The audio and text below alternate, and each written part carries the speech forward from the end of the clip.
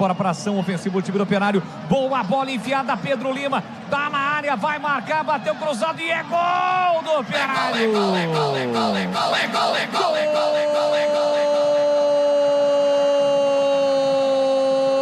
Gol do Operário. Daniel Lima tem a 99 estampado na camisa, predestinado, a primeira vez que ele tocou na bola e foi para fazer o gol em uma bola enfiada entre o lateral Risso e o zagueiro Sérgio Rafael. Ele invadiu a área pela direita e deu uma bomba no gol do Pedro Rocha. Soltou a bomba com o pé direito, sem chances para o goleiro. Aperta o placar do majestoso. O gol é do Operário, Pedro Lima. 28 minutos de segundo tempo, está registrado.